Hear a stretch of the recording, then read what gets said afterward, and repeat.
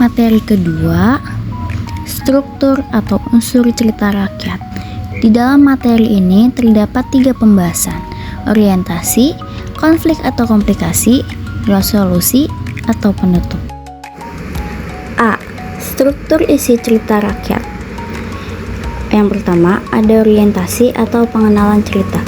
Orientasi adalah bagian awal cerita yang berfungsi untuk memperkenalkan tokoh, latar, suasana, dan situasi awal sebelum munculnya masalah. Ciri-ciri dari orientasi: menjelaskan siapa tokohnya, menyebutkan tempat dan waktu terjadinya cerita, menyajikan suasana awal yang masih tenang, belum terjadi masalah, menjadi pengantar bagi pembaca untuk memahami konteks cerita.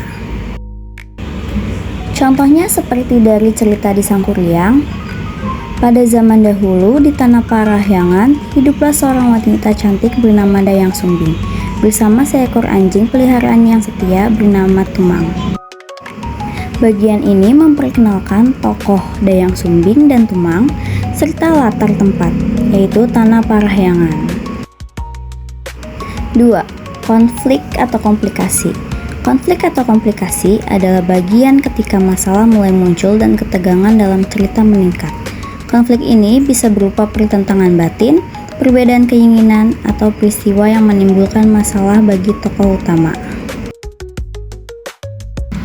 Ciri-ciri konflik seperti terjadinya perubahan suasana dari tenang menjadi tegang, tokoh mengalami masalah, hambatan, atau pertentangan, munculnya emosi seperti marah, sedih, kecewa, atau takut, menjadi inti atau puncak dari alur cerita.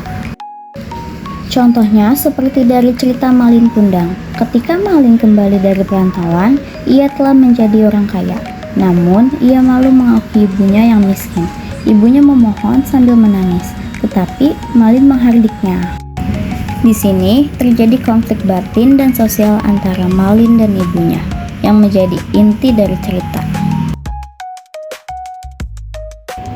3. Resolusi atau penutup. Resolusi adalah bagian yang menyajikan penyelesaian masalah dalam cerita. Biasanya bagian ini menjelaskan bagaimana konflik diselesaikan dan apa akibatnya bagi tokoh. Ciri-ciri resolusi itu seperti menunjukkan perubahan nasib tokoh, baik atau buruknya, memberikan pelajaran atau nilai moral, menjadi akhir atau penutup dari keseluruhan cerita.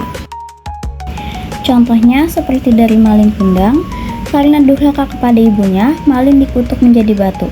Ombak besar menghantam kepalanya hingga karam di pantai.